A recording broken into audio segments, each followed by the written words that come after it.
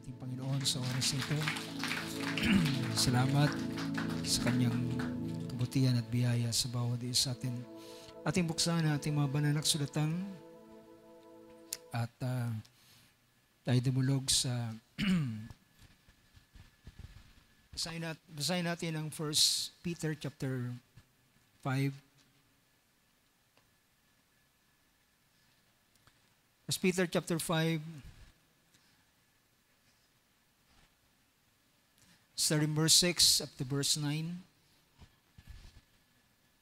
Sabi dito ng verse 6 ng 1 Peter chapter 5. Therefore, humble yourselves under the mighty hand of God, that He may exalt you at the proper time, casting all your anxiety on Him, because He cares for you. Be of sober spirit, be on the alert. Your adversary, the devil, prowls around like a roaring lion, seeking someone to devour. But resist him, firm in your faith, knowing that the same experiences of suffering and being accomplished by your brethren who are in the world. May the Lord add blessing to the reading of His Word. Can you say amen? Praise God. Mako po tayo sa oras na ito, sa biyaya ng ating Panginoon. Praise God. Purihin ng Diyos. Tayo ba'y masaya, mga kapatid? Amen. Salamat sa ating Panginoon, sa Kanyang patuloy na paggawa sa bawat isa sa atin. Ang paggawa ng ating Panginoon ay hindi lahat ng bagay na gawa ng Diyos ay nakikita ng ating dalawang mga mata.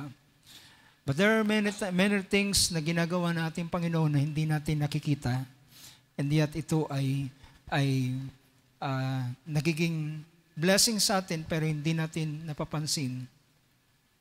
At may mga bagay na sabihin natin mga gawa ng Diyos na very apparent, very visible. Kapag ito'y visible sa ating mga mata, and then tayo'y nagpupuri, tayo nagpapasalamat sa ating Panginoon. But I believe na maraming mga gawa ang ating Panginoon na hindi natin napapansin. At ngunit gayon pa man ay para sa ating ang Diyos na mabuti para sa atin, ang Diyos na mabuti sa lahat ng kanyang mga anak, ang gusto niyang gawin ay kahit hindi mapansin ng bawat isa sa atin dahilan ng Diyos ay mabuti, ginagawa niya pa rin ang lahat ng bagay alang-alang para sa bawat isa sa atin. Praise God. Now, sa oras na ito, nais kung dumulog tayo sa mga salita natin, Panginoon. At ang verse nating binasa hango sa aklat ng 1 Peter chapter 5 ay dito pinakita ni Apostol Pedro ang ilang mga bagay sa kanyang unang sulat, dahil meron siyang dalawang sulat na sinulat dito, ang 1 and 2 Peter na kanyang na siyang epistle. At sa pangungusap na ito sa verse 6 ay pinakita niya na sabi niya, therefore, humble yourselves under the mighty hand of God, that He may exalt you at the proper time. Sabi niya, kayo ay manatili, therefore. So, yung salitang therefore ay pagbibigay niya ng conclusion sa mga bagay na kanyang pinahayag sa mga previous verses ng chapter 5.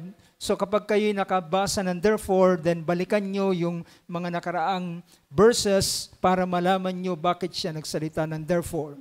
So sabi niya, therefore, humble yourselves under the mighty hand of God. Magpakumbaba kayo sa ilalim ng makapangyarihang kamay ng Diyos. Ibig sabihin, submit yourselves sa ilalim ng lahat ng bagay na ginagawa ng Panginoon, anuman ang kanyang bagay na ginagawa, then huwag kang mag-murmur, Huwag kang magreklamo, magpakumbaba ka sa ilalim ng kamay ng Panginoon. At sabi ng sumunod na talata, sapagkat ikaw ay kanyang itataas sa takdang kapanahunan. Do we believe this verse? Kung ating sabi rito, sapagkat merong panahon ng pagpapakumbaba at meron ding panahon ng pagtataas ng Panginoon. Dahil merong sinabi diyan, that He may exalt you at the proper time. There's always a proper time. Merong panahon, merong right time sa bawat isa sa atin. Merong tinatawag na season sa mga anak ng Diyos. So kapag ikaw ay sabihin natin, nagpupursige ng isang bagay at hindi nangyayari sa iyo, well, ang panahon ay hindi pa dumarating para sa iyo. Pero kapag ang proper time ay dumating na, well, lahat ng ito ay magkakaroon ng kaganapan sa kanyang, sabi ng Book of Ecclesiastes, there's bawat purpose ng Diyos ay merong takdang panahon na inilagay ang ating Panginoon. And even, sabi niya, angat ang pagtaas ng isang lalaki ng Diyos sa babae ng Panginoon na nagpapakumbaba sa kanyang harapan. And verse 7, casting all your anxiety on Him because He cares for you. Ating dalhin ang lahat ng ating mga kabalisahan, kabagabagan, mga pag-aalala sa Kanya sapagkat Siya ay nagmamalasakit sa bawat isa sa atin. Ang pagmamalasakit ng ating Panginoon ay higit pa ito sa pagmamalasakit ng sino man. Higit ito sa aking pagmamalasakit sa inyo. Higit yan sa pagmamalasakit ng ating mga kapwa. Ni kahit ng ating mga mahal sa buhay, ang ating pagmamalasakit ay hanggang merong limitasyon. May mga bagay na hindi na kayang gawin.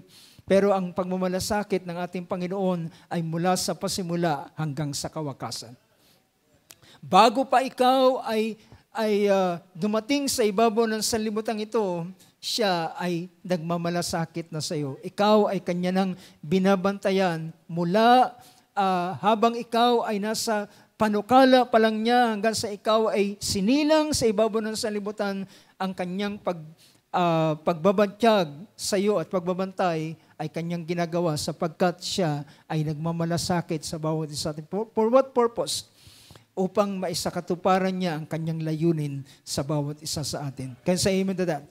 Praise God. At sabi nito, in verse 8, be of a sober spirit. Be of a sober spirit. Be on the alert. Your adversary, the devil, prowls around like a roaring lion seeking someone to devour. Gusto kong kunin ang verse na ito sa verse 8, yung unang pangungusap, be sober in spirit. Be of a sober spirit, sabi rito. Sober-minded sa ibang version. Be of a sober spirit. Yung salitang sober spirit ay ang pinapakita rito ay isang kaisipan na isang espiritu, isang kaisipan na hindi siya nagpapanik sa mga bagay na nangyayari. At ito ay makita natin na hindi siya nagpapanik dahilan hindi dahilan sa wala siyang pakialam. Hindi siya nagpapanik dahilan meron siyang bagay na pagkaalam at pagkakatiwala. Be of a sober spirit. So makikita natin ang bagay na ito. At ang sumunod na pangungusap ay pinakita niya, be of a sober spirit, be on the alert. You know mga kapatid, hindi ka makapagbabantay ng lubusan kapag ikaw ay nasa panic mode. Diba? Kapag ikaw ay in panic mode, then maraming mga bagay, usually kapag ang tao ay nasa panic siya, ay wala ng ibang bagay na naroon sa kanyang kaisipan, kundi yung nag-trigger para siya magpanic. Diba? Kung ano man yung bagay na yun, ay masabi natin, Yun na lamang ang laman ng kanyang kaisipan. Pero dito, ang payo dito, be sober, be of a sober spirit, and be on the alert. Be on guard, sabi ng banal, sabi ng ibang version. Be on guard, ikaw ay nasa pagbabantay. Dapat ikaw ay nasa pagbabantay. At ang sumunod na verse na praise na pinakita dito, because what?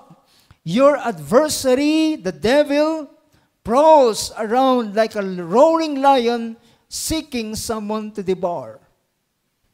Dahilan, ang ating kaaway ay, sabi rito, sa wikang Tagalog, sapagkat ang ating kaaway na kagaya ng, kaya't maging mapagpigil, kaya't maging mapagpuyat, mapagbantay at magpagpigil, ang inyong kalaban, ang inyong kaaway na dyablo ay gaya ng liyong umuungal, ay gumagala na humahanap ng masisila niya. Ang kaaway, ang dyablo, ay sabi rito, kagaya siya ng roaring lion na naghahanap ng kanyang masisila. You know, meron akong magandang kaisipang narinig sa talatang ito. At usually, mga kapatid, sometimes, ang banal na kasulatan ay kapag ito ay sinusulat, ay sometimes ito ay baliktad kaysa sa natural, sa mga natural na mga bagay. For example, nang ang Diyos ay dalawin si Moses doon sa bundok ng Horeb, at nang siya ay tawagin ng Panginoon at kanyang ibigay ng Diyos sa kanya ang komisyon na sabi niya, pumunta ka sa Egypt upang palayain ang aking bayan, dadalhin ko ang aking bayan mula sa pagkalipin at ilalabas ko sila sa Egypt. Narinig ko ang kanilang mga daing at kanilang mga dalangin at akin silang dadalhin sa isang lupain na aking pinangako kay Abraham, kay Isaac at kay Jacob. At si Moses ay nag-aalala, sabi niya, hindi nila ako paniniwalaan. They will not believe me. Hindi nila ako papaliwalaan. Ang sabi ng Panginoon, ano ang nasa iyong kamay? Sabi niya, isang tungkod. Sabi niya, ihagis mo ang tungkod. At kanyang hinagis ang tungkod. At yung tungkod na kanyang hinagis ay naging ano? Naging ahas. At natakot si Moses. At siya'y lumayo doon sa tungkod na naging ahas. At ang sabi ng Panginoon na instruction sa kanya ito, kunin mo at hawakan mo ang ahas sa kanyang buntot. You know, ang maling paraan ng paghuli ng ahas ay hawakan sa buntot. Nakukuha niyo, mga kapatid. So, maring si Moses ay maring bihasa siya sa ilang mga bagay at alam niya rin paano hulihin ang ahas. Pero alam niyo ba ang instruction ng Diyos? Kunin mo ang ahas, hawakan mo siya sa buntot. Alam mo mangyayari kapag ang ahas ay hinawakan mo sa buntot. Ito ay mag-spring at kanyang itikaw ay tutuklawin. Diba? Yun yung pinaka-idea. Pero ang karanungan ng Diyos ay dapat ating pagkatiwalaan. Mas marunong ang Diyos kaysa sa bagay na ating nakikita at knowledge na nagigain natin sa ibabaw ng salibutan. And sometimes yung sinasabing wisdom ng Diyos ay parang kamangmangan sa mga tao. It is foolishness. It is foolishness na hulihin ang ahas sa pamamagitan ng buntot, sapagkat ikaw ay tutuklawin ito. Pero ang sabi ng Panginoon, hawakan mo ang ahas sa kanyang buntot. Then, ang ginawa ni Moses, kung natakot siya na naging ahas yung tungkod, well, marahil mas natatakot siya ngayon na hawakan ng ahas doon sa kanyang buntot. Pero dahilan sa instruction ng Panginoon at nang hinawakan niya ang ahas doon sa buntot, and then ang ahas ay bumalik at naging tungkod ulit. So, sometimes yung mga bagay dito sa na nakasaad sa banal na kasulatan, sometimes ito ay parang foolishness sa kaisipan ng mga tao. But dito po sa chapter 5 ng book of 1 Peter, pinakita rito yung salitang, sabi niya, your adversary, ang ating kaaway na dyablo ay kagaya ng leon na naghahanap siya ng masisila. Do you know that, mga kapatid? Alam ba natin na ito ang ginagawa ng kaaway? Na siya ay naghahanap at siya ay pero ang pinakita ni Apostol Pedro dito, ang paraan para malabanan mo ang kaaway na ito is be of a sober spirit. Be of a sober spirit. And be on alert. And your adversary, the devil, prowls. Ang leon na ay kagaya ng leon na umuungal at siya ay naghahanap. Naggagala siya, naghahanap siya ng kanyang masila. Pero sabi rito, prowls around like a roaring lion seeking someone to devour. Mga kapatid, alam niyo ba na kapag ang leon ay naghahanap ng kanyang masisila, ay hindi siya umuungal? Think of that. Pero ang kaaway na kagaya ng leon ay umaatungal siya, umuungal siya, at alam niyo ba, kapag ang leon ay manghuhuli siya ng kanyang gusto niya maging prey, well, siya ay marahang naglalakad at nananahimik at kanyang ikakatch ang kanyang prey, at kapag nahuli niya na, saka siya sisigaw. Saka siya magro-roar. But brothers and sisters, ito ay pinapakita ang gawain ng kaaway. Ang kaaway ay inilantulad sa leon, pero iba ang kanyang paraan.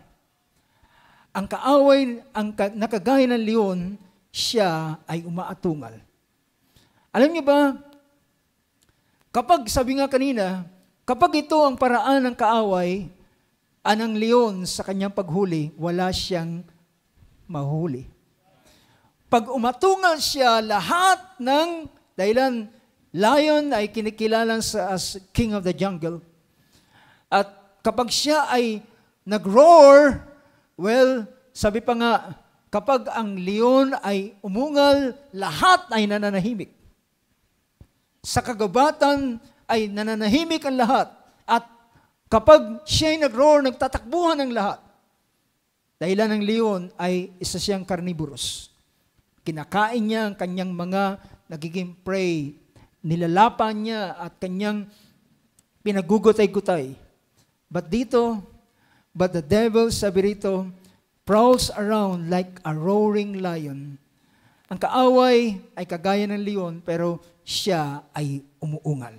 Ibig sabihin, ang pag-ungal ng leon ay nagdadala ito ng takot sa ibang hayop at magiging dahilan para sila ay tumakbo. Dito, makikita natin, ang unang weapon ng kaaway para niya masila ang kanyang prey ay manakot muna siya. Do you know that, brothers and sisters? Takutin niya. At the first weapon ng kaaway para kanyang i-devour ang kanyang prey ay ibang paraan ito. It is spiritually, sa spiritual na kalalagayan ay ibang paraan ng leon na ito. Siya ay sisigaw at ang tinutukoy dito ay ang pag-invoke niya o paglalagay niya ng takot sa puso ng mga tao na magiging daan para siya ay matigilan at magiging daan ito para siya ay, alam nyo, sometimes may mga paraan sa kapag ang tao ay lalapain na ng leon, sabi pa ng ilan, marami sa mga nilalapan ng leon ay sila ay nagko-collapse dahilan sa sobrang takot at siya ay nagiging pagkain ng liyong ito. Pero makikita natin, ang unang bagay na makikita rito, that's the reason bakit sinabi ni Peter sa unang pangungusap, be of a sober spirit. Be of a sober spirit. And be on the alert, be on guard. Your adversary, the devil, prowls around like a roaring lion. Siya ay umuutungal at siya ay naghahatid ng takot sa bawat isa. At alam niyo mga kapatid, ang takot ay nagpapaparalyze sa tao. Ang takot ay nagiging daan upang ang tao ay hindi na makakilos minsan. Hindi niya na nagdadala sa kanya sa kalituhan, sa confusion, at nagdadala sa kanya pero ang sumunod na pangusap ay pinakita rito, but resist him firm in your faith. Resist him firm in your faith. So pinapakita rito ang susi ng isang sober spirit ay sa pamamagitan ng pananampalataya. Nakuha niyo ba mga kapatid? So ang verse 6 ang verse 8 na nagsasabing, be of a sober spirit. Para ang tao, ang isang mananampalataya ay maging sober ang kanyang spirit ay sa pamamagitan ng kanyang pananampalataya. At ang paraan na pang-resist o panglaban sa roaring lion na ito ay ang isang pananampalataya. Ang sabi rito, but resist him firm in your faith. Ang isang firm na faith ay makikita natin ito sa isang sober spirit at alam natin ang pananampalataya, ito ay nanggagaling sa kaalaman sa salita ng Diyos. Nandyan ba kayo mga kapatid? Ang pananampalataya ay nanggagaling sa pagkakilala sa knowledge of the Word of God. Ang pagkakilala sa salita ng Diyos ang siyang nagdadala ng pananampalataya at kapag ikaw ay ang salita ng Diyos na nagdala ng pananampalataya, then become firm on that. Maging firm ka sa bagay na yun at yun yung paraan upang ikaw ay iyo siyang i-resist. To be a sober-minded ay pinapakita rito. To be a sober-minded ay ibig sabihin hindi ka influence ng anumang bagay. Usually, yung sober-minded ay yung isang taong hindi lasing ng alak. Well, mga kapatid, nakaraan ay senior ng ating kapatid Brother Philip about be filled with the Spirit. Maging mapuspos ng Espiritu at ang pinapakita rito ay ikaw ay malagay sa ilalim ng control ng Espiritu ng Panginoon. Dahilan kapag ang isang tao ay under siya ng influence ng alak, then ang kanyang kaisipan ay hindi siya makakapag-isip ng tama. Dahilan siya ay intoxicated ng ganitong bagay, ang kanyang pag-iisip ay mahina. Hindi nagfa-function ng tama. At kung ano lamang yung pwede niyang gawin, yun lamang yung kanyang ginagawa. Pero, ang isang tao so pinakita rin naman dito, ay hindi siya, kung ang alak ay nag-intoxicate sa tao at nagka-cloud ng kanyang kaisipan, nagpapalabo ng kanyang kaisipan, well, ang Espiritu ng Diyos, kapag ito'y pumuspos sa isang tao, ito'y nagbibigay ng linaw sa kanyang kaisipan. Can you say amen to that? Why? Dahilan sinabi ng banal na kasulatan sa book of John chapter 14 or chapter 16 ay ang gawain ng Espiritu ay ikaw ay aakayin niya sa lahat ng katotohanan. Aakayin kanya sa lahat ng katotohanan at kanyang ipapakita ang mga bagay na darating. So, ang gawain nito ay ikaw ay paglilinawin ang iyong kaisipan. Bakit ang tao ay nagpapanik? Bakit ang tao ay natatakot? At siya'y dumarating sa anxiety at sa panic mode because hindi niya na alam ang mga susunod na mga bagay na pangyayari.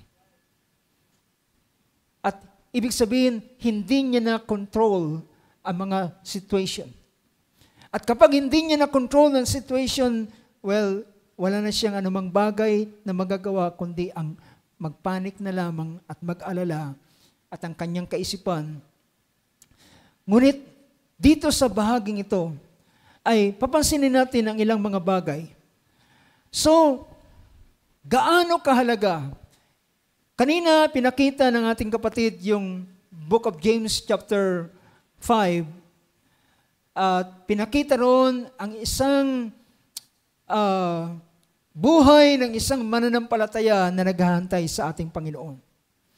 At ang kaisipan at ang kondisyon ng isang mananampalataya na naghahantay sa ating Panginoon sa verse 7 ng chapter 5 ng Book of James ay nagsasabing, therefore, be patient. Alam niyo ba ng isang ang pagiging patient, ang yung nasa kanyang pagtitiis ay ito ay apektado rin ng isang puso na may pananampalataya. Okay, do you get my point? Ito ay apektado, ito ay resulta ng isang puso na merong pananampalataya. Siya ay nagtitiis.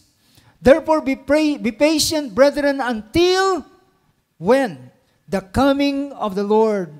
The farmer waits for the precious produce of the soil. Dahilan alam ng farmer na yung kanyang itinanim ay dapat niyang hintayin ang takdang panahon. Hindi niya ito dapat madaliin. Dahilan meron tamang process ng seed time and harvest. Between seed time and harvest ay yung tinatawag na pag-aantay. At yung pag-aantay na ito ay siya ay nag-iintay na na merong pag-asa. Alam niya that there will be a produce. Alam niya na merong bunga doon sa kanyang itinanim. At kung siya'y mainip, yung pagkainip niya ay hindi makakatulong sa kanya. Yung pagkainip niya ay hindi makakapagpahinog ng kanyang binhing itinanim at kanyang mga anumang crops na kanyang itinanim. Ang kayang magpahinog ng kanyang mga itinanim ay ang paghihintay sa takdang panahon. So dito ay napakahalaga yung tinatawag na pagkaalam na merong kang bagay na inaasahan dito sa iyong bagay, iyong tinanim. The farmer waits for the precious produce of the soil, being patient about it until it gets the early and the latter rain. So lahat ng bagay ay ito ay ibig sabihin inilagay na ng Diyos ang lahat ng bagay na magiging daan para ang isang crops ay makapagbunga ng maayos. Binigay niya ang soil, binigay niya ang araw, binigay niya ang panahon, at ang panahon na habang tumatakbo hanggang sa takdang panahon na yung early or late rain ay dumating. Ito ang siyang magpapahinog doon sa tinatawag na crops. You know, napakahalaga at salamat sa ating Panginoon, meron siyang mga salita ng Diyos na siyang patuloy na binibigay sa bawat isa sa atin from time to time. And ito ang siyang hindi lamang tayo ina-educate, kundi ipinapakilala ng Panginoon ang lahat ng bagay in even the very process ng kanyang paraan. Now, gusto kong tingnan natin ang bagay na ito. So, pinakita rito, balikan natin yung verse, yung chapter 5 ng book of 1 Peter. At pinakita ng dalawang magkasunod na verse, yung salitang be sober, be of a sober spirit. And next verse, resist him. Atin siyang salansangin sa pamamagitan ng ating pananampalataya. At sabi dito, resist him firm in your faith. So kung ikaw ay merong pananampalataya, kung meron kang pananampalataya, you must be firm on that. You must be firm on what you believe. Dapat kang maging firm sa bagay na iyong sinasampalatayanan. Otherwise, kapag hindi ka naging firm, then ang kaaway ay magpapatuloy siya sa kanyang pag-roar, sa kanyang pag-ungal. At, ang leon, mga kapatid, ay sabihin natin, ang leon ay napaka-intimidating. Diba? Ang leon ay kapag siya umungal, hindi ka pwedeng hindi matatakot. Hindi ka pwedeng hindi magpapanik. Ito ay kapag hindi mo alam ang mga bagay. Well, naalala ko, merong isang panahon na kinuwento mismo ng ating kapatid Barbanham ang isang pangyayari sa kanyang ministry. Merong tawag upang siya ay pag-pray niya ang isang may karamdaman sa kabilang bahagi, di kalayuan sa kanila. At ang isang paraan para siya ay makarating doon ay dumaan sa isang bahagi na medyo magubat. Pero hindi niya alam nang siya ay tumawid ng isang bakod, ay nakalimutan niya na naroon pala yung isang killer bull, isang toro na napakabangis. Na yung toro na ito ay marami ng pinatay na tao. May mga namatay na tao na. So ibig sabihin, kaya siya naka-fence dahilan yung torong ito ay napaka-delikado. Pero sa hindi niya sinasadya, ayun yung paraan na makapunta siya doon sa kanyang ipagpipray. At nang siya'y tumungtong doon sa lupa, then natanaw niya kagad yung malaking toro na nakatingin sa kanya. At habang ang toro ay nagpapasimula ng maghanda ng kanyang sarili para siya'y sugurin at para siya'y patayin. But something na merong bagay doon sa kanyang puso na dumating at ito ay ang biyaya ng Panginoon. Sabi pa ng ating kapatid, kapag ang pag-ibig ng Diyos ay dumating sa iyong puso, then ito ay maglilikha ng dakilang biyaya doon sa loob ng iyong puso. At nang siya ay akma ng susugurin, then siya ay nagsalita. Sabi niya, with a calm spirit, ay kanyang sinabi, ako ay lingkod ng Diyos. Ako ay nasa isang misyon upang puntahan ng isang may karamdaman upang aking ipanalangin. At siya ay kinakailangang pumunta roon. At sabi niya, habang ang bull ay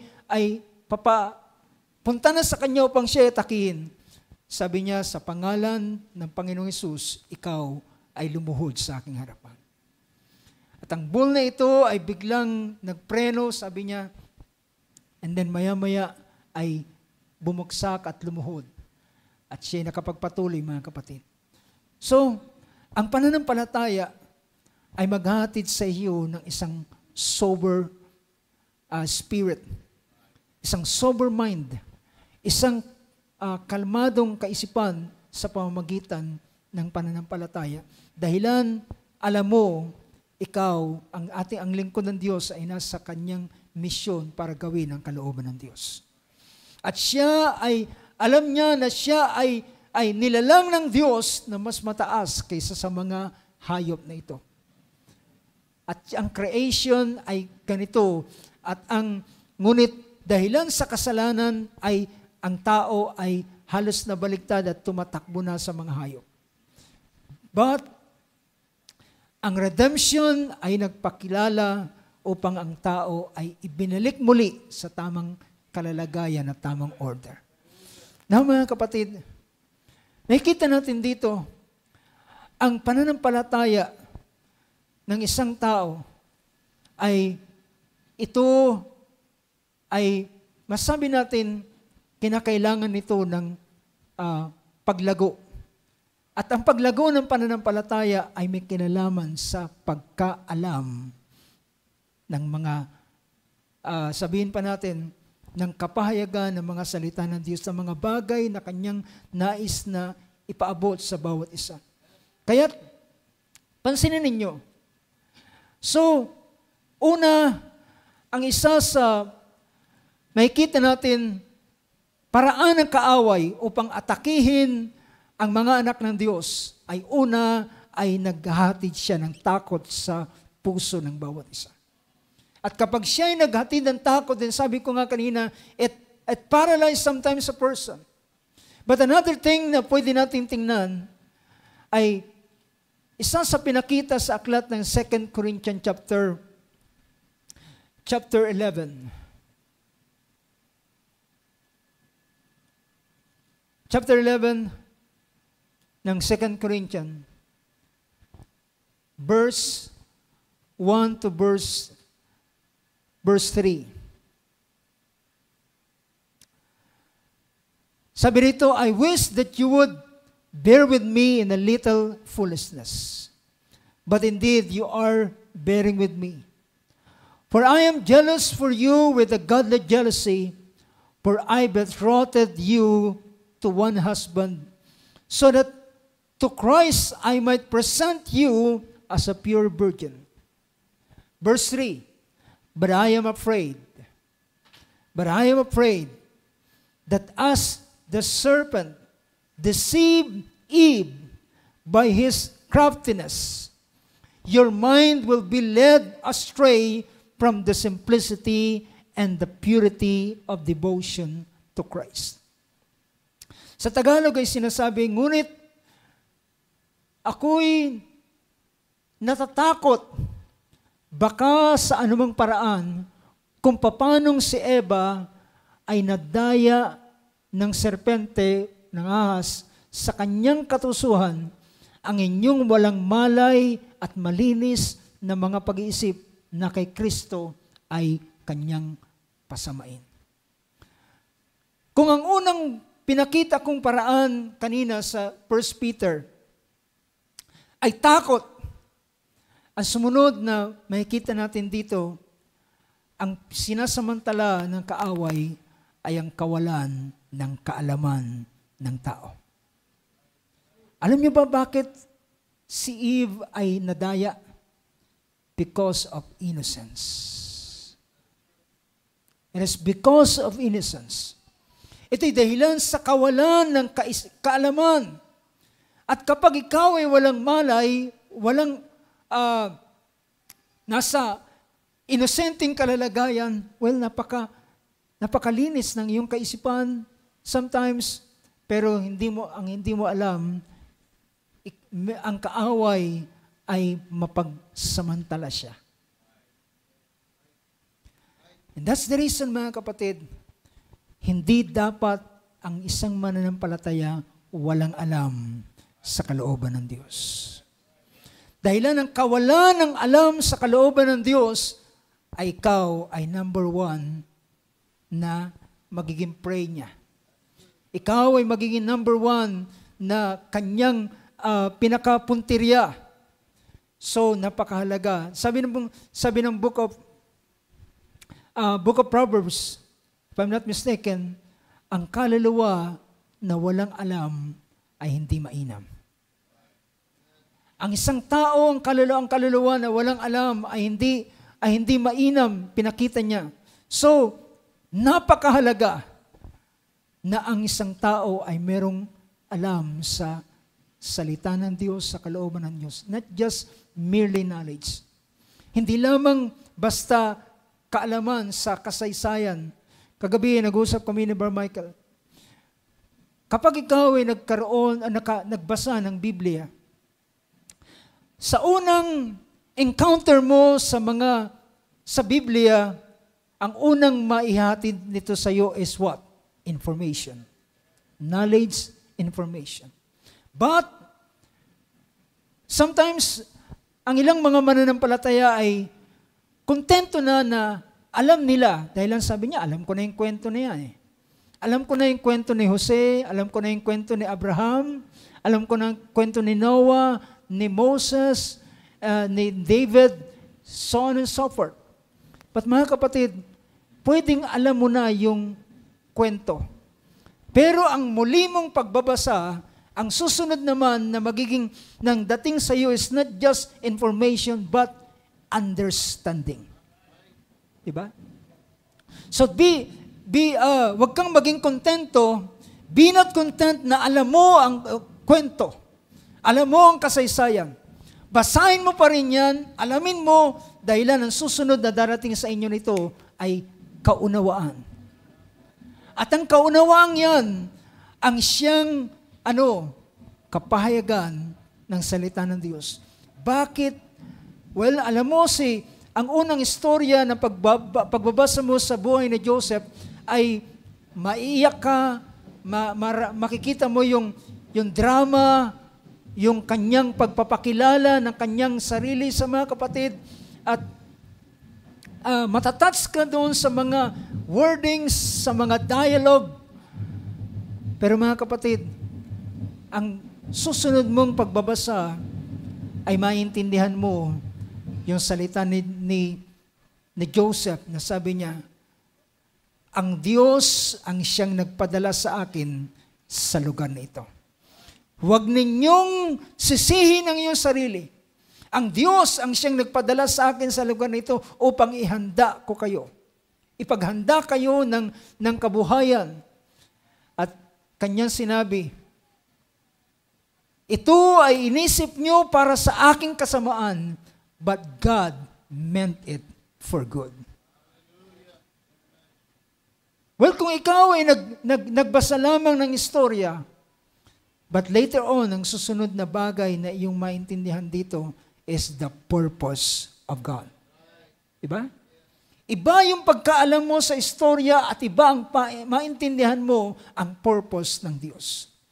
At ang pagkaintindi mo sa purpose ng Diyos, ang understanding mo sa purpose ng Diyos, ay magiging daan upang dito lumago ang iyong pananampalataya at ang pagkakilala mo sa Diyos na iyong pinaglilingkuran. So to know this story is not enough, brothers and sisters. And that's the reason, ang sabi ng book of Romans chapter 10 verse 17, faith cometh by hearing, and hearing, and hearing by the word of God. Sometimes hindi lamang ito kinakailangan ng isa. Sa susunod na pagbabasa mo ay meron kang maintindihan. Sa susunod na yung pagbabasa ay meron kang iba pang maintindihan hanggang sa makita mo ang kabuuan ng larawan ng bagay na ito. So mga kapatid, I advise ang bawat mananampalataya sa huling maaraw nito ay huwag kayong maging inosente sa plano ng Diyos. Huwag kang maging inosente sa kalooban ng Diyos. At dahil kapag ikaw ay inosente sa kalooban ng Diyos, you are prone to be deceived. Do you get my point? So as much as possible, give time sa pagbabasa ng salita ng Diyos. Give time sa pananalangin. At sa ganitong paraan, yung pinakita kanina, ang ating mga pananalangin ay isang daan ito, sabi ng Book of Jude, building up your most holy faith, praying in the Holy Spirit. Ito yung nagbibuild ng iyong lubhang lubos na pananampalataya habang ikaw ay nananalangin sa Espiritu. So, kung babaliktarin natin ito, ang isang taong hindi nananalangin sa Espiritu ay hindi nabibuild ang kanyang pananampalataya. Whether we like it or not, mga kapatid, yun ang pinapakita. Let's go to that verse. Jude verse 20. Sabi rito, but you, beloved, building yourselves up. Yung building yourselves ay para kang ikaw ay nagtatayo ng ng isang building. Para kang nagtatayo ng building from foundation, then to first level, second level, third level, hanggang kagaya ng stature of a perfect man. From faith to virtue, knowledge, temperance, godliness, patience, godliness, brotherly kindness, and then love. Building yourselves. Building yourselves. Nakikita natin yung ganitong bagay, building yourselves. Yung ano sabi sa Tagalog? Ngunit sabi niya, kayo mga minamahal, papagtibayin. Yung salita sa Tagalog ay papagtibayin. Pero sa verse sa wikang Ingles is building yourselves. Iyong itinatayo ang iyong sarili. Iyong, alam natin mga kapatid na ang pananampalataya, ito ay lumalago. Amen, can say amen to that. Naniniwala ako, iba ang faith ni Abraham doon sa chapter 22 kaysa doon sa chapter 12. Do you believe that? It is the same kind of faith, but that faith in Genesis chapter 22 is in maturity. In his full grown, siya ay nasa kanyang pinakasukdulan. Ang tawag dito na ating kapatid is the perfect faith. So, ang magkaroon ng pananampalataya ni Abraham ay ibang pananampalataya ni Abraham sa Genesis 12 at iba sa Genesis chapter 22. I'm speaking about the level of maturity. Kaya pinakita rito is building up yourselves in your most holy faith, praying in the Holy Spirit. You know, mga kapatid, habang aking minsang narinig ito sa mga denomination, yung tinatawag nilang praying in the Holy Spirit is praying in tongues. Yung nagsasalita sila ng wika. Pero yung praying in the Holy Spirit ay nilinaw ito, allow me, para bigyan ng pansin ang bahaging ito. Ang 1 Corinthians chapter 14 ay pinakita niya ang pagkakaiba ng praying in the Spirit at sabi rito sa verse 11, chapter 14. If then I do not know,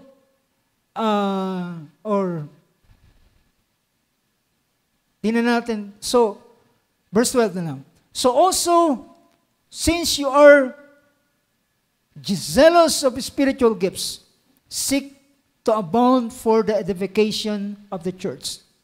Therefore, let one who speaks in a tongue pray that he may interpret. For if I pray in tongue, my spirit prays, but my mind is unfruitful. At merong isa siyang pinakita rito, na sabi niya, ang isang nananalangin sa Espiritu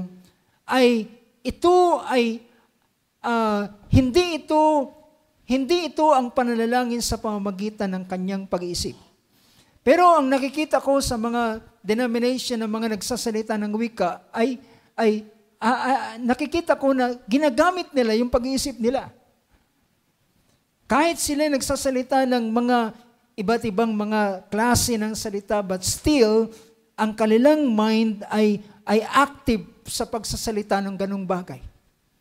But iba ang praying in the Spirit. To pray in the Spirit ay ito yung pinakita sa Romans chapter 8 na ang Espiritu ay namamagitan sa atin at upang ipangusap natin ang mga salitang hindi natin alam paano gamitin, paano i-compose ang mga salita, pero yung salita na yun ay inuudyok ng Espiritu at tinutulungan tayo na manalangin sa Espiritu. So, makikita natin gaano kahalaga ang ganitong bagay. So, ang takot na siyang unang ilalagay ng kaaway sa buhay ng isang mananampalataya, gusto niyang intimidate ang tao. Para siya ay yung takot na ito.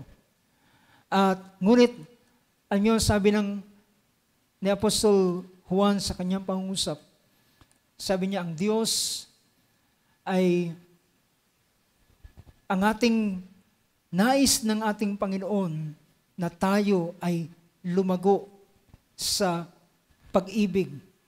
Dahilan yung pag-ibig ay nag-aalis ng lahat ng takot. Kapag ang isang tao ay lumago sa pag-ibig ng Diyos, sa pagkakilala, anong sabi ng ating Panginoon? Ang umiibig sa akin ay ginagawa ang aking mga utos.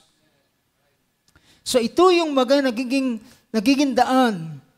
At sabi niya, ang sino mang umiibig ay pinapasakdal niya ang kanyang puso.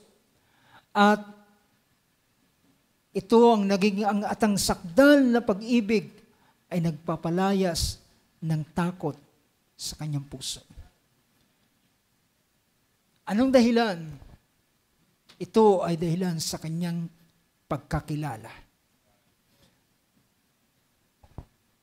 Si Abraham, sa panahong ito, ay, sabi nga, hindi na siya katulad ng chapter 15 na siya ay nagpapanik. Sa chapter 15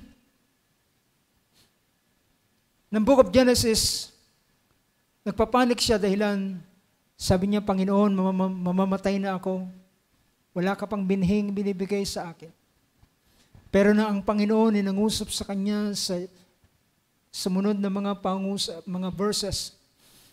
Sabi niya, ako ang Diyos ni Abraham, ang Diyos na naglabas sa iyo mula sa lupain ng pagkaalipin, mula sa lupain ng Kaldea. Meaning to say, siya ang merong buong responsibility kay Abraham. At walang anumang bagay na mangyayari kay Abraham na in-accident, na aksidente. Lahat ng mangyayari sa buhay ni Abraham ay nasa kapahintulutan ng Diyos. At kahit man ang kamatayan ay hindi mangyayari sa kanya as long na ang layunin ng Diyos ay hindi na isa sa katuparan sa kanya. That's a very good thing na pinakita. Then pagdating noon ng chapter 15, then sabi ng verse na yon, at si Abraham ay sumampalataya at kinilala niya at ang pananampalataya niya ay binilang ng Diyos na isang katwiran sa kanya. But pagdating sa chapter 22, ang puso ni Abraham is very calm. Do you believe that? His heart is very calm. He has a sober spirit. Hindi siya in a panic mode. Wala siya, siya'y nasa maliwanag ang kanyang kaisipan. Dahil ang sabi ni Paul ng kanyang bigay ng komentary sa buhay ni Abraham. Sabi niya, Verse 17 in chapter 11, by faith Abraham, when he was tested, offered up Isaac. He who had received the promise was offering up his only begotten son. Ibig sabihin, at this point of time, Abraham ay nasa kanyang, yung sober mind ay nasa kanyang katinoan. Alam niya kung anong kanyang gagawin. Nakita niya yung lugar na di kalayuan. At ang kanyang puso ay siya ay nagsabi sa kanyang mga alipin, mahiwang kayo rito, ako at ang bata ay paroroon at kami, sasamba sa Diyos at muli kaming babalik sa inyo. He is in his sober mind. Hindi siya intoxicated ng panic na nag-iisip, paano na pag namatay si Isaac? Paano na kapag ako'y umuwi ng daladala ko'y abo na lamang? At paano ko'y papaliwanag kay Sarah na ang daladala kong abo ay si Isaac? Well, ito ang pwedeng tumakbo sa pag-isip. Pero, Abraham in his sober mind ay sinabi ni Paul ang ganitong pangusap. Sabi niya, and he who had received the promise was offering up his only begotten son. At sabi rito, verse 18, it was he to whom it was said, in Isaac your descendants shall be called. In Isaac, kay Isaac, tatawagin, ibig sabihin, ang iyong mga anak ay manggagaling kay Isaac. Hindi siya magbibigay ng panibagong anak, kundi nilinaw ng Panginoon na ang magiging daan ng kanyang mga descendants ay si Isaac mismo. So, kinakailangan na si Isaac ay manatili in order for his descendants ay lumabas. Can you say amen to that? So, verse 19, he considered that God is able to raise people even from the dead. Dahilan, kung ang bahay bata ni Sarah ay nagawa niyang bigyang buhay, ang bagog na Sarah na Sarai ay ginawang prinsesa, ginawang binigyan ng buhay ang kanyang sinapupunan, at ginawang bata ang kanyang katawan in order for her to bear a child. Ano sabi ng verse 11? By faith, Sarah herself received strength sa King James Version. Received ability to conceive. It's the ability to conceive. Ang kakayanan para magkaanak. Yung kakayanan, hindi lamang, alam nyo, connected ito sa lahat ng bagay. Hindi lamang niya basta kinakailangan. Well, kung titingnan natin, hindi natin makikita, kung titingnan natin yung anatomy, di ba? Yung anatomy ng katawan, ay kinakailangan yung kanyang ovary, excuse me kung gagamitin ko illustration ito, yung kanyang ovary ay dapat mag-produce ng fertile egg. At yung ovary niya ay hindi magpo-produce ng fertile egg kung siya ay 90 years old na ang kanyang katawan ay nasa ganong kalalagayan. Kinakailangan na yung katawan ay bumalik sa panahon ng kaya na pwedeng mag-produce ng egg cell. At may magkaroon din siya ng ability na kakayanan para yung kanyang katawan ay may stretch at yung kanyang balakang ay magkaroon ng lakas, yung kanyang gulugod ay magkaroon ng lakas para mag-bear ng 9 months. Otherwise, kung isang matandang uugod-ugod ang mabubuntis, ay magiging critical ito sa kanyang kalalagayan. Do you get my point? So, ibig sabihin, something happened. Sa katawan mismo, sa itsura, kaya si Sarah ay naging maganda, bumalik siya sa kanyang pagkabata, para siya ay makapaglihi, makapagbuntis, makapagdalang tao sa loob ng 9 na buwan, at ma-endure niya ang labor pain. At mailuwal, walang cesarean sa panahon yon. Kahapon nandun kami sa bahay ni Brother Peter. Ngayon, basta ang babae, manganganak, ang unang-unang isasadya sa kanila, isesarya niya. Bakit Well, ngayon ay, because of ang hospital ay naging parana ng negosyo. But mga kapatid, pinakita rito, in order for Sarah to bear the pain, the childbirth, ang pagpanganganak, kinakailangan niyang bigyan siya ng isang bata, malusog at malakas na katawan para manganak. Well, it is hidden. Hindi ito sinabi ng ganun detalye, pero sabi pa nga, by reading between the line, ay maintindihan mo na ito ang ginawa ng Panginoon. Diba? Bakit si Sarah ay nagustuhan ng hari ng Abimelech? But brothers and sisters, compared to Abraham, siya ay nasa kanyang sober mind. Hindi siya intoxicated, hindi siya intoxicated ng panic, ng mga bagay na minsan po, bakit tayo nagpapanik? Maraming naglalaro sa ating kaisipan, paano na kung ganito, paano na kung ganon?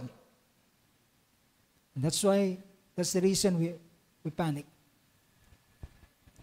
So, ang sitwasyon ay ito pa lamang, pero ito'y lumalala sa pamamagitan ng ating pag-iisip at tayo ay naapektuhan. But, ang payo, hallelujah, ni Peter, be of sober mind and resist him firm in your faith. Now, mga kapatid, ito ang mga makikita nating paraan ng kaaway para atakihin ang mga mananampalataya at stagnant ang kanilang pananampalataya. So, brothers and sisters, meron tayong adversary. Sa pananampalatayang ito ay merong opposition. May nag-oppose. Hindi pwede na isang bagay kiniklaim mo and then bibigay na lamang yan na ganun kadali. Alam niyo ba, ang book of Hebrews ay nagsabi na ang mga mananampalataya sa Old Testament, they obtain promise. Alam niyo ba ibig sabihin na obtain promise? Hindi ito, yung salitang obtain, hindi lang ito mahuhulog sa iyong kamay. Na parang ripe na bunga ng punong kahoy na mahuhulog na lamang basta sa iyong kandungan. Kapag sinabing obtain the promise, ay pinaglalaban nila ang bagay na ito. Bago nila makamtan ng isang bagay, ay kanilang pinaglalaban. Pero minsan, tayo ay ayaw nating makipaglaban. Gusto natin ibibigay lamang sa atin ang kusa. But, ang mga mananampalataya ay pinakita ng banal na kasulatan, they obtain promises. They obtain, nakuha nila, nakipagbaka sila para makuha nila ang mga pangakong ito. Now, tingnan natin ang isa pang bagay. Well, meron tayong binigyan ng pansin kanina sa 1 Peter, sa 2 Corinthians chapter 11, ay pinakita roon na ang isang nagiging dahilan bakit ang isang mananampalataya ay nadadaya is because of lack of knowledge. Ang book of Hosea chapter 4 verse 6 ay nagsasabi, my people are destroyed for lack of knowledge. Merong isang verse na sinabi sa Isaiah chapter 5 verse 15. Anong sabi diyan ng chapter 5:15 ng Isaiah? Well, if I'm not gusto kong basahin ang verse na ito.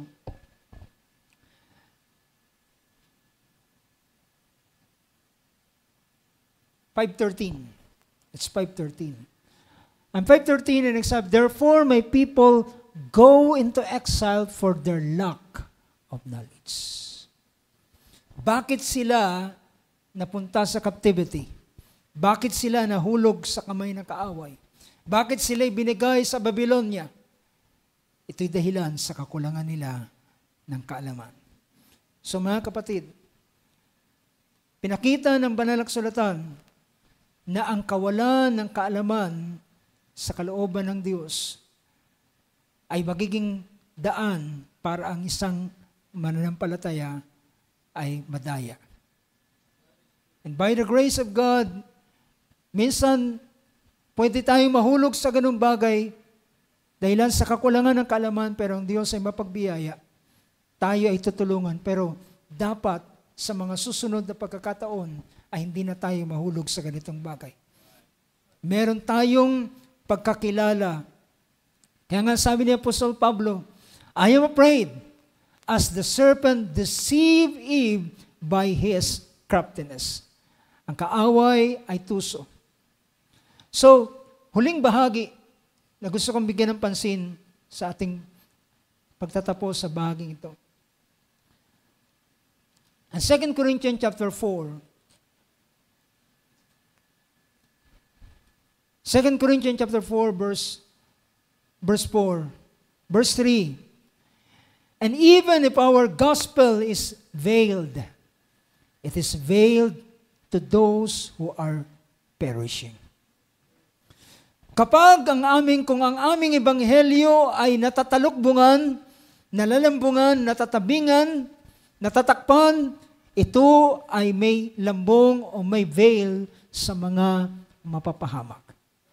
Alam niyo, sabi ni Paul sa Thessalonians, hindi tayo itinalaga para sa pagkapahamak, tayo itinalaga sa pagkaligtas. At kung ikaw itinalaga sa pagkaligtas, therefore, kanyang i-unveil sa iyo ang kanyang sakdal na kalooban. How many can say amen to that? God will unveil to us. He will unveil to us His purpose, His promise, His will, His plan, His purpose sa bawat isa atin kung tayo ay mananalangin, hihingi sa Kanya. Hindi niya ipagkakait ang tinapay kung hihingi ka ng tinapay. Hindi niya ipagkakait ang itlog kung hihingi ka ng itlog. Hindi ka niya bibigyan ng instead ng bato sa tinapay na yung hihingin. Hindi ka bibigyan ng ahas sa isda na yung hihingin. Hindi ka bibigyan ng alakdan sa iyong itlog na hihingin. Bagkus ibibigay niya kung ano ang iyong kahilingan. Kahit man sa kanila na humihingi ng Espiritu Santo. Well, hindi ibig sabihin, Brad, nasa akin ang Holy Spirit. Well, ang tinutukoy dito ay ang paggawa ng Espiritu ng Diyos sa iyo. If the Holy Spirit is in you, then para mapatunayan mo na siya'y nasa iyo, kinakailangan siyang gumawa ng kanyang gawain sa iyo. Mag-function siya kagaya ng pinapakita ng salita ng Diyos. Kapag hindi siya nakakapag-function, kagaya ng sinasabi, ibig sabihin, nag-grieve siya o na-quench siya. So if it is grieve or being quenched, anong dapat natin gawin? Well, is to repent. Magsisi at manumbalik sa Kanya. At muli, kagaya ng sinabi ko nung nakaraan, how do we treat Christ? Paano natin tinatrato si Kristo? Paano natin tinatrato ang Espiritu Santo? At ang ating pagtrato sa Kanya ay magiging daan para kanyang i-unveil. Well, sabihin mo, Panginoon, anak, ako'y iyong anak. At hindi ako nakatalaga. Ako'y nakatalaga sa pagkaligtas. Ako'y tinalaga para sa pagkakilala sa iyong sakdal na kalooban. Ipaunawa mo sa akin ang bagay nito. Give me understanding. Open my eyes. Give me understanding. As sabi pa ng Book of Psalms sa Book of 119, pinapakita ron, sabi niya, humingi siya ng kaunawaan para maintindihan niya ang kanyang mga statutes, mga commandments, mga lahat ng kanyang mga salita, ng kanyang kautusan. So sabi rito, even if our gospel is veiled, it is veiled to those who are perishing. So kung ikaw ay hindi mapapahamak, ikaw ay you are entitled para sa pag-unveil ng kanyang mga salita sa bawat isa. Can you say amen to that? In whose case, the God of this world has blinded. I'm reading 2 Corinthians 4:4. In whose case, the God of this world has blinded the minds of the unbelieving so that they might not see light of the gospel of Christ, of the glory of Christ, who is the image of God. Niya, ang ginagawa niya rito ay binubulag ng Diyos ng sanlibutan ito ang mga kaisipan ng hindi sumasampalataya. Kanyang sinasamantala ang kaisipan ng hindi sumasampalataya.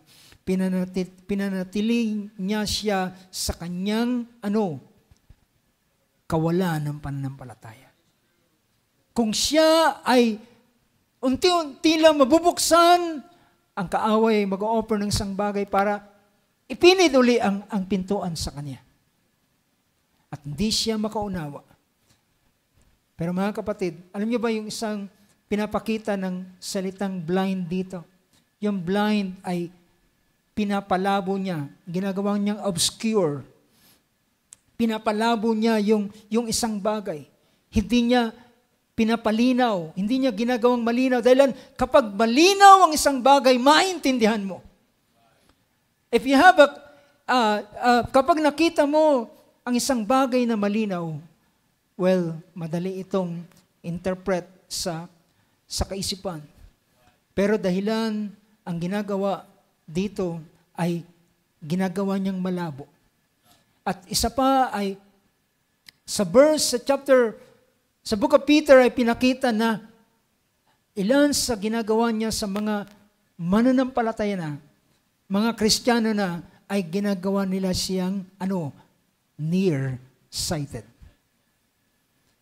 Bulag, gamit doon sa 2 Peter is bulag, pero ang pinapakita ron ni Peter is nearsighted at di niya nakikita ang malayo. Ibig sabihin ng pananampalataya ay hindi nagiging firm para sa kanya. Madali siyang mauga sa bagay na kanyang pinaniniwalaan. So, brothers and sisters, napakgano kahalaga ang pagkakaroon ng isang sober mind. Ang sober mind ay bakit ang mga Nazarite vow ay hindi sila pinahintulutan na uminom o kumain man ng katas ng ubas o ng pinatuyong ubas o kahit ng pasas man lamang. Dahilan ito ay makakaapekto sa kanila. So ang bawat isa sa atin ay tinuturuan to be sober-minded. Be on your alert every time. Be on your alert sapagkat ang kaaway ay naghahanap ng kanyang masisila. But thanks be to God, hallelujah, tayo ay binigyan ng Diyos ng kanyang pagkakilala, ng kanyang kaalaman, ng kanyang kapahayagan upang makita ang ilang mga bagay. Sa kanyang biyaya ay tayo ay, in fact, ang Spirit ng Diyos gumagawa sa uling araw nito is the flying eagle. Ang lumilipad na agila na merong long-range vision at nakikita niyang malinaw ang lahat ng mga bagay. Praise God. So, sa biyaya ng Diyos, tulungan tayo ng Panginoon. So, ano ang mga bagay na nararapat nating gawin? Unang-una, pinakita, praying in the Holy Spirit to build up your most holy faith. Ang mga salita ng Diyos ay napakalaga. Ang Ephesians chapter 6 ay pinapakita na isakbat natin ang buong baluti ng Diyos mula ulo hanggang ating talampakan upang tayo ay maging handa sa ating pakikipagbaka. Ibig sabihin, wala tayo sa picnic. Sabi pa na ating kapatid, wala tayo sa picnic, tayo ay nasa battlefield. And if we are in the battlefield, we must gear ourselves. Purihin ang Diyos, palakpakan natin ating Panginoon sa oras ito, mga kapatid. Tayo tumayo sa sandaling ito. Hallelujah. Witin natin ang isang awit. Awit na nagsabing, pure heart, that's what I long for. A heart that follows hard after thee. At isang praise na nagsabi doon, a heart that hides your word so that sin will not come in. Merong nag-guard sa atin. Ang nag-guard sa atin ay ang kanyang mga salita. Let's worship the Lord and let's ating hilingin ang ganitong bagay. Naniniwala ko, ito'y kanyang gagawin. Ang kanyang banal na espiritu ay makakapag-function sa atin. Hindi tayo nanalangin para ang espiritu ng Diyos ay dumating muli sa atin. Ibig sabihin, ang espiritu ng Diyos ay nasa iyo na, siya'y makapag-function sa iyo, makagawa sa iyo, makakilos sa iyo, at gumawa siya sa iyo kagaya ng ginagawa ni Kristo sa kanyang mga alagad. And exactly yun yung gawain ng Holy Spirit kung anong ginagawa ng ating Panginoon nung siya'y nabubuhay sa mga alagad. And that's yun ang kanyang function na gagawin sa bawat mananampalataya ng mga mananampalataya ni Kristo. Yes, amen. Hallelujah. You know, brothers and sisters, ang verse na yun ay nagsasabing, a heart that follows hard after me. Isang puso na naghahanap. Yung paghahanap ay hindi kapag wala siyang nakita ay titigil na siya. Kundi kapag wala siyang nakita, siya ay mag-investigate saan siya nagpunta. Kagaya ng ginawa ng mga disciples na sumusunod sa ating Panginoon. Nang makita siya na wala doon sa lugar na yon, sila ay nagtanong-tanong at hinanap nila, nasan si Jesus? Nasan si Jesus? At nabalitaan nila, si Jesus ay sumakay ng bangka papunta sa kabilang ibayo ng Sea of Galilee. At sila ay sumakay din ng bangka at pumunta sa kabilang ibayo ng Sea of Galilee. Ganon ang naghahanap sa ating Panginoon. Kung may mga pagkakataon ng ating mga puso ay walang desire sa isang bagay at walang minsang parang walang ganang manalangin, walang ganang umawit, walang ganang magbasa ng mga salita ng Diyos, then, hallelujah, gawin mo ito hindi dahilan sa iyong damdamin, kundi meron kang bagay na alam na pagkatapos nito ay merong isang resultang ibibigay niya sa iyo. Merong bagay na magiging produkto pagkatapos mong gawin ang ganitong bagay. Hindi tayo mga bata na kinakailangang pakilusin ang ating damdamin. Pakilusin ang ating mga emosyon para tayo kumilos sa isang bagay. Tayo'y pinapakilos ng ating pananampalataya. Praise God. May the Lord help us sa uling maaraw nito na ma-distinguish natin saan nanggagaling ang ating mga paggawa at pagkilos. Ito ba ay kaya tayo kumikilos dahil ang binubunsod ng ating mga damdamin at emosyon at masaya tayo? O kaya ito'y binubunsod ng pananampalataya? May the Lord help us sa uling maaraw nito. Hallelujah. Praise God. Tayo dudulog sa panalangin sa oras na ito. Dalangin ko ang bawat isa, bawat kaisipan na minsang kinaklaud ng kaaway sa pamamagitan ng kanyang mga pandaraya at ilang pang mga bagay ay pagliwanagin ng Panginoon sa oras na ito sa pangalan ng ating Panginoong Hesus. Hallelujah. At ang bawat kaisipan na minsan ay intoxicated ng ilang mga bagay sa buhay ay linisin ng Panginoon. At ang kalasingan na yan ay alisin ng Panginoon at gawin tayong sober-minded. Maliwanag na pag-iisip, hallelujah, para sa pagpapasya, para sa layunin at plano ng ating Panginoon. Ilan sa atin na magtataas ng ating kamay at tayo dudulog sa panalangin sa oras na ito. Hallelujah, tayo dumulog sa panalangin ng Diyos. Narito kami sa iyong harapan, Panginoon. Lord God, sometimes kami ay nadadaya sa aming kaisipan dahilan kami ay kulang sa pagkaalam sa iyong mga salita. Nadadaya kami ng kaaway. Binibigyan kami ng isang kaisipan, Panginoon, ng maling kaisipan at dinadala kami sa doubt, dinadala kami sa confused mind, Lord God. At habang kami ay nasa isang confused mind, Lord, kami ay tila baga intoxicated at naiimpluwensyahan hindi ng iyong salita kundi ang kasinungalingan ng kaaway.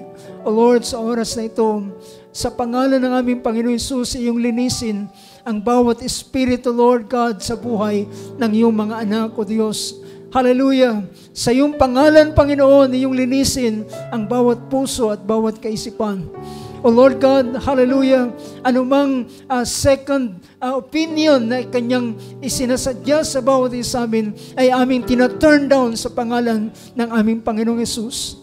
Kagaya ng sinabi ng book of 2 Corinthians chapter 10, meron kaming weapon, meron kaming mighty weapon sa uling maaaraw nito at into the pulling down of strongholds. Hallelujah. Sa pagbagsak ng mga kuta, pagbagsak ng mga pader na ginagawa ng kaaway, kung ang kaaway na kapag likha ng pader, walang pader na pwedeng tumayo sa iyo. Walang Jericho na pwedeng tumayo sa iyo, Panginoon. Ang Jericho, Lord God, ay yung wawasakin at sisirain upang ang iyong mga anak ay makatagos at makatawid sa lupain ng pangako na iyong nihanda sa bawat isa amin. Lord God, kung merong Jericho sa aming harapan, kung merong malaking muog sa aming harapan, Panginoon, wasakin mo sa pangalan ng aming Panginoong Hesus. Ito'y, hallelujah, it may fall down flat, Lord, sa harapan ng iyong mga anak, Panginoon.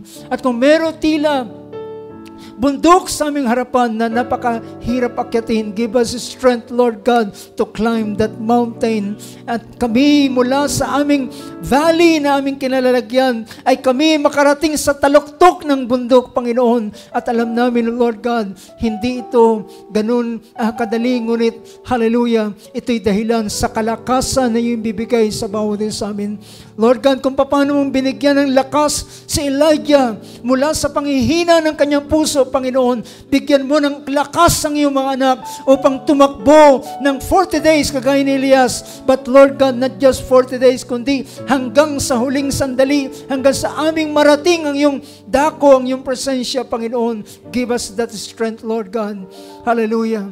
Oh Lord God, that doon sa lugar mo, Panginoon, sa iyong presensya, ay doon mo i-unveil ang iyong mga salita, doon mo i-unveil ang iyong plano, ang iyong layunin sa bawat isa amin. And give us courage once more, Lord, upang bumalik, Panginoon, hallelujah, at magpatuloy, hallelujah, sa aming paglilingkod sa iyo.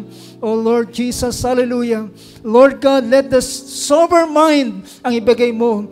Kung si Elias ay napanghina, napanglupaypay ng salita ni Jezebel, ngunit Lord God, ang nag-alis ng bagay na ito ay walang iba, kundi ang iyong kapahayagan sa kanya.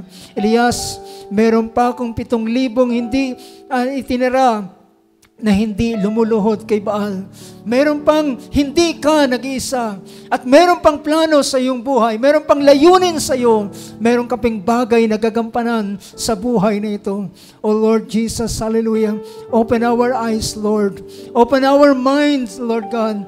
Hallelujah. Let the spirit of understanding, spirit of revelation and wisdom, Lord, ay dumating sa iyong mga anak, Panginoon. And let all the cloud, Lord God, lahat ng hallelujah, ulap, Panginoon, na nagpapalabo ng mga bagay, ay hawiin mo sa pangalan ng aming Panginoong Yesus. Oh Lord Jesus, hallelujah, salamat Lord God.